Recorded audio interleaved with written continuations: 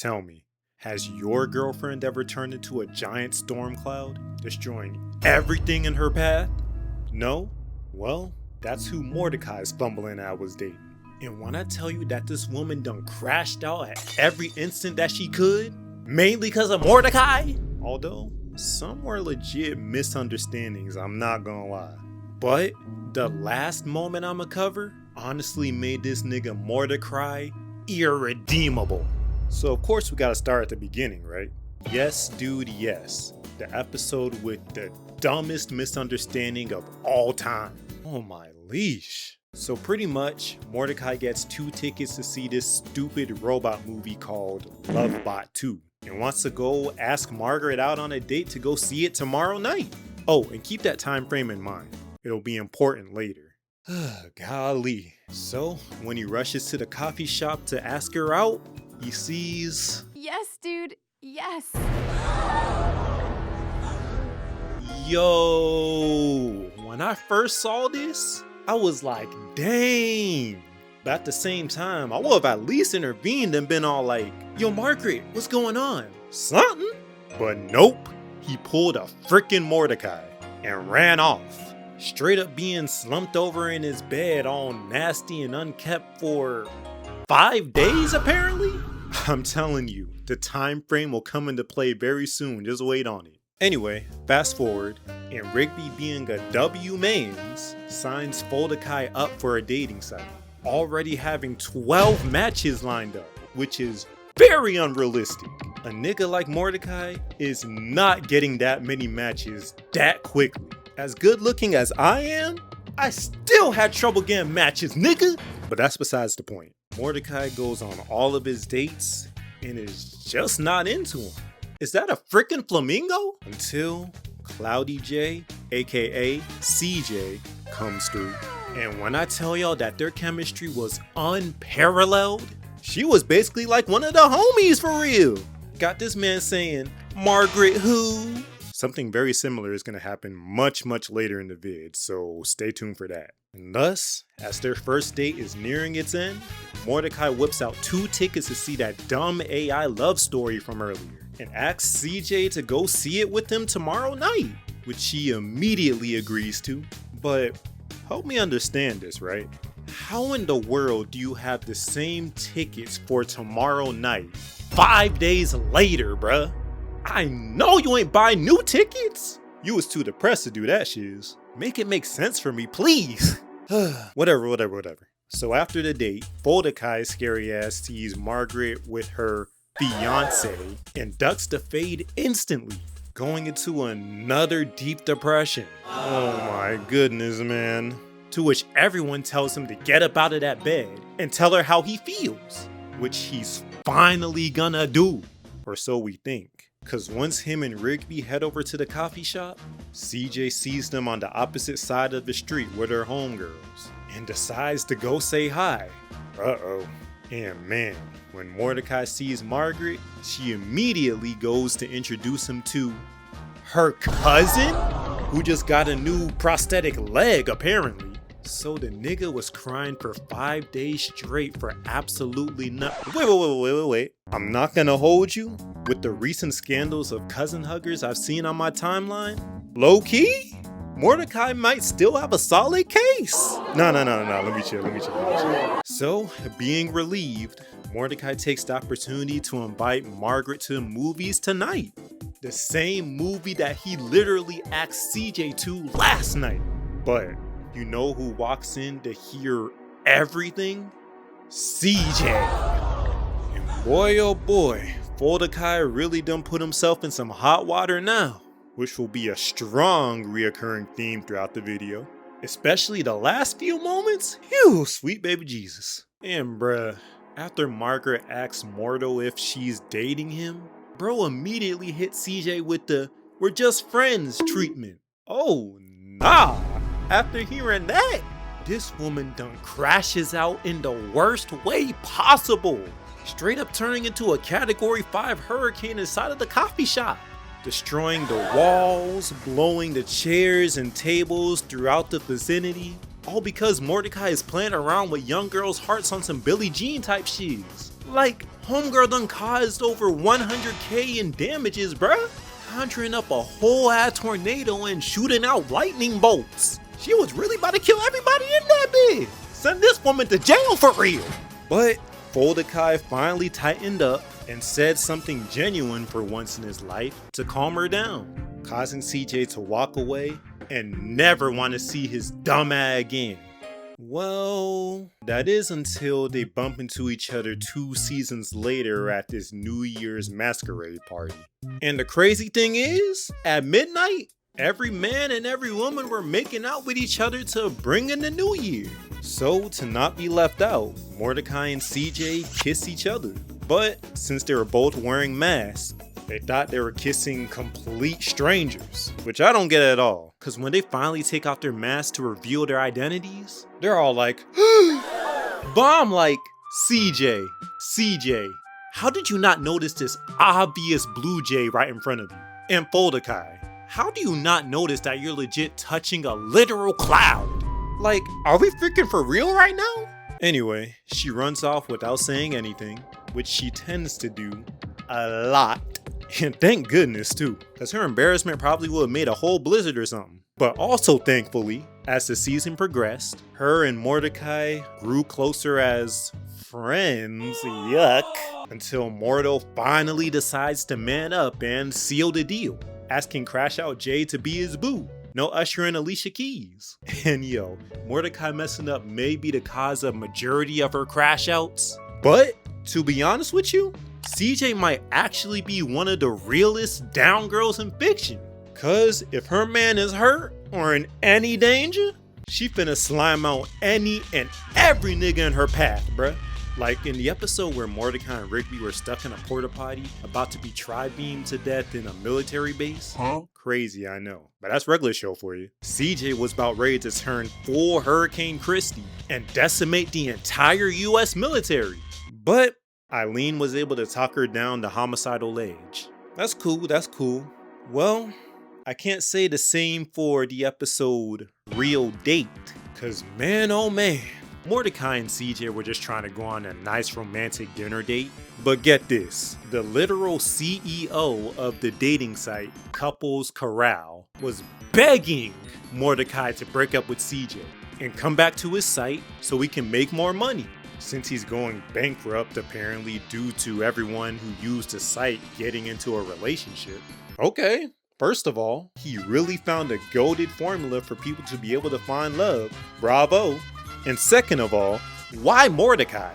There are literally billions of other niggas you can harass. One dude ain't finna make you unbankrupt. You gotta scale up, bruh. Anyway, while CJ and Mordecai are at the pier, this sucker done pops up out of a submarine, wearing a ring on every single finger. Now I know that shit is uncomfortable, but that's neither here nor there. Just guess what this man does in order to break these two up.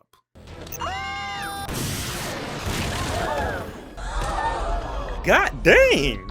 I thought you was trying to make them break up, not break them up. You was pretty much trying to kill these two for real. So, while Mordecai was out cold, the monster inside of CJ was unleashed. Like, look at her! Oh yeah, someone dying tonight. Just peep the absolute carnage she's about to inflict on this man. So, she turns into a mighty storm, making these waves rustle.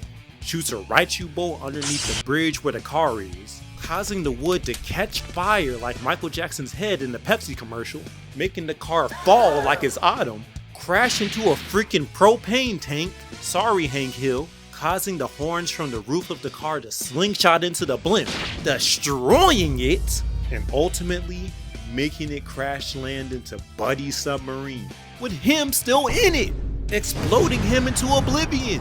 Oh nah, he dead. CJ just caught a body.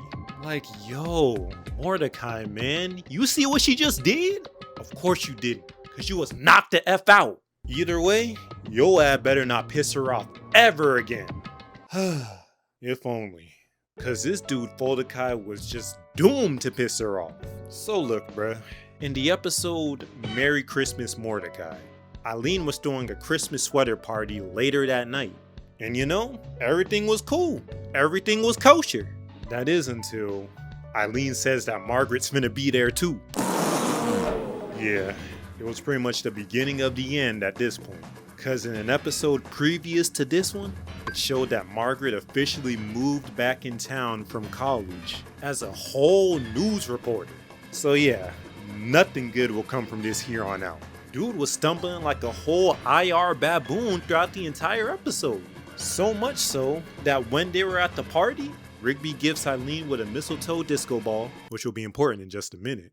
Mordecai's over here moving scary looking out for Margaret, but thankfully CJ pulls up, surprising him instead. Although his sanctuary didn't last very long, because Margaret pulls up to the party immediately after and goes to talk to Mordecai and CJ with the quickness. And you already know Mordecai's finna say something to make things hella awkward like he envisioned prior to the event. You know each other. I mean, you've met before at the coffee shop when I invited you both to the same movie. Oh my gosh, bruh. Of all the things this dumb nigga could say.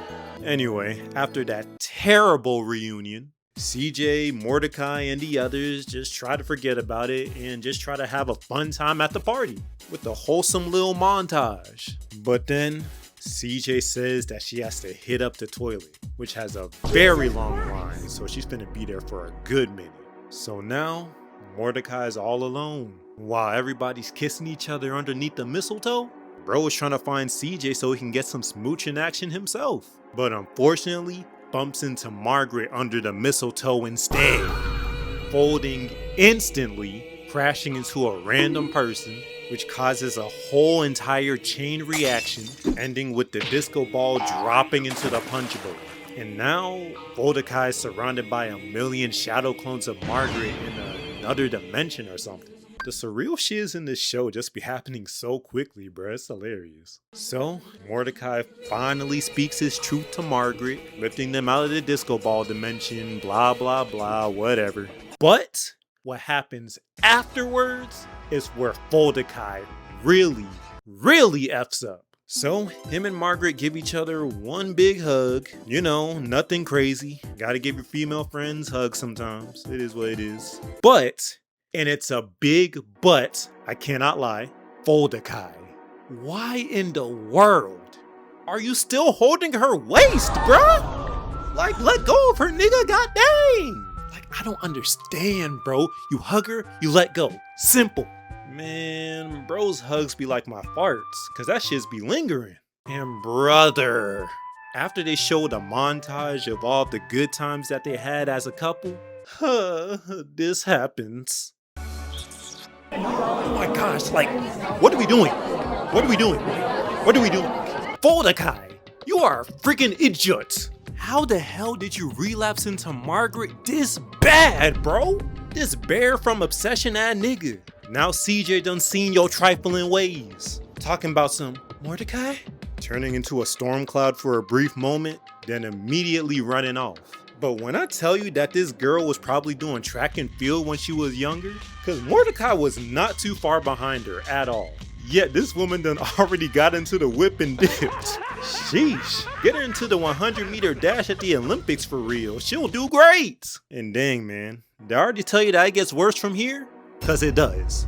Literally the next episode, Mordecai tries to explain himself and win CJ over after not seeing her for a very long time since the Christmas party. And it was really looking like they was about to patch things up too. Hanging with Margaret just don't feel so good. Margaret? There is no way that stupid song you sing many seasons ago is your ringtone for Margaret. Say wallahi, bro. Say wallahi. In the picture too. Look at the picture. That's insane.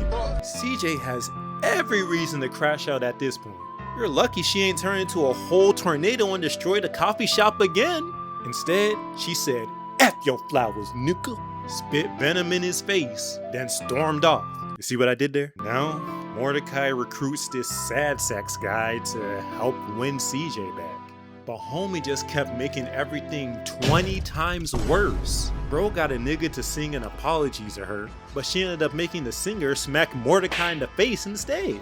Dang. Doing a failed cheer routine at a grocery store, and even pulling a Yusuke Urameshi by running in front of a moving truck, pretending to be dead.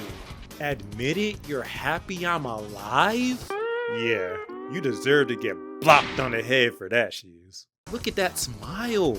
She was not having it. So, when all else fails to reconnect him with CJ, Sad Sacks gets bro to do the dumbest shiz imaginable. Meet up with Margaret at the park to get her to talk to CJ. What? Like, Mordecai, are you stupid or are you slow, bro? You cannot be serious. This woman hates Margaret right now, bruh. Literally, as Mordecai and Margaret are talking on this dusty behind lunch table, CJ is on the road getting ready to apologize to this man herself. But what does she see? Mordecai hugging Margaret passionately. This has to be a simulation, because we cannot be for real. And look at CJ's reaction though. Oh, come on! Huh? CJ! CJ, wait! Let me explain! Damn! She stayed peeling out any chance she get. But I get it though. These have been very reasonable crash outs. So far, at least. But this next one, I ain't gonna lie, CJ was kind of tripping a little bit. Well, a lot of it. So look, eventually, Mordecai and CJ patch everything up. Of course. And a few days later, Mordecai and Rigby get invited to this 1000th chopper flight party hosted by Margaret's dad. And y'all already know CJ has a problem with what's-her-face. But thankfully, CJ already had a prior engagement for that day and allowed Mordecai to go without her. Remember this for later. She let him go. So, Mordecai, Rigby, and Eileen are at the party. And of course, Mordecai gets all scary in front of Margaret and avoids her like the plague throughout the entire party, with the help of Rigby, W-Mans. But unfortunately, his chicken behind couldn't avoid her for long, because in honor of the 1000th chopper flight or whatever, Papa Margaret lets him, his wife, and his daughter, Margaret, on the chopper to take it for a spin. But with an added special guest of his choice, which was Mordecai himself. Oh my gosh, this nigga has the absolute worst of luck.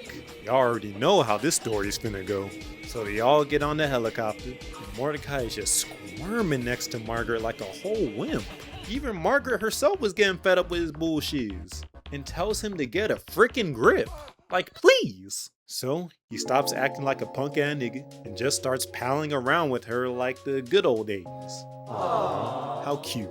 Well, not until CJ randomly pulls up to the party and immediately sees Mordecai laughing with her arch nemesis. And Mordecai instantly peeps that she's here, looking sadder than a bear, and tries to get back down as soon as possible. But then this happens. Oh, come on! Nah, CJ. You clearly saw that the chopper effed up his balance and made bro fall. That wasn't his fault, girl. Yet, she crashes out anyway. Cause that's just the CJ way. Turning into a storm cloud and about to take the whole helicopter down. She was wreaking havoc over a whole misunderstanding, putting everybody in that party in jeopardy. Almost unaliving Margaret's parents, barely missing this dude on the ground with a whole lightning strike. You gotta be the luckiest man in this whole show, cause niggas in regular show be getting murked, especially Rigby. But this woman's jealousy was on a whole other level, and low-key pissed me off, cause she's clearly controlling the wind and making the chopper fly around every which way. Yet, when Mordecai accidentally feeds Margaret a piece of cake, damn, that was a big bite. CJ over here talking about some, girl,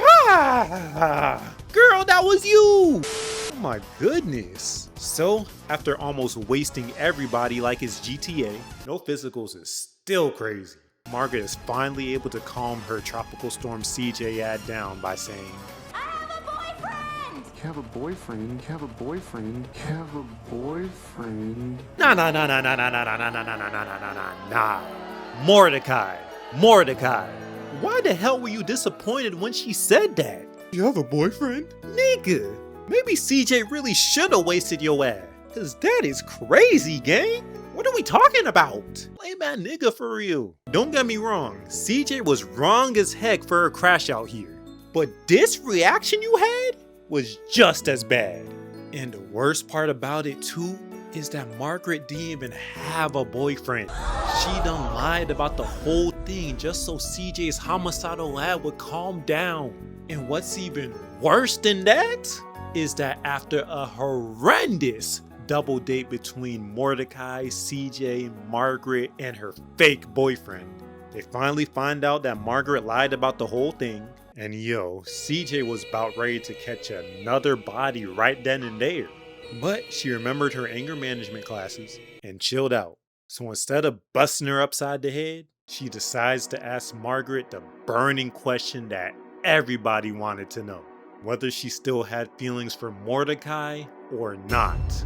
And bro, just look at this dude's face. He want her to say yes so bad. Are you kidding me? CJ is right there! Like, no bullshits, I genuinely think CJ and Mordecai were soulmates. More on that in a minute. Like I said before, their chemistry was off the charts. Anyway, Margaret admits that she still has feelings for Mordecai, and the love triangle gets even more toxic. And Mordecai was loving every moment, I know it. Cause man, this next moment right here really made me hate this trash boat Mordecai for real, bro. So, in the very infamous episode, Dumped at the Altar, Muscle Man and Starla are having a wedding, and this dude Mitch is over here spiraling out of his mind. I get it, weddings can be stressful, I would know.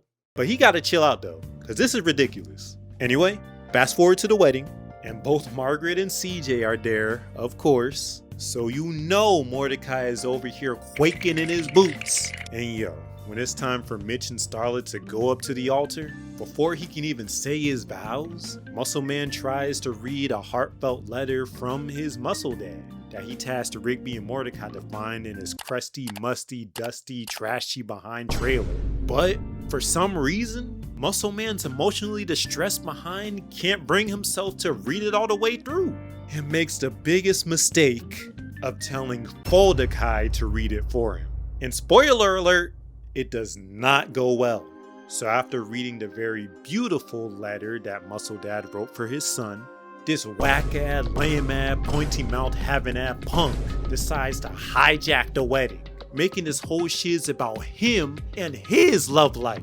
My nigga, and I mean this with all the disrespect, get off the frickin' stage.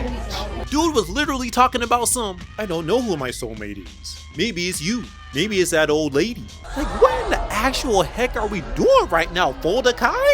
And rightfully so, CJ stands up, gives him back his raggedy-ass charm, and runs off crying her eyes out. CJ ain't deserve a man like Mordecai, bro. Like, how do you fumble this bad so consistently?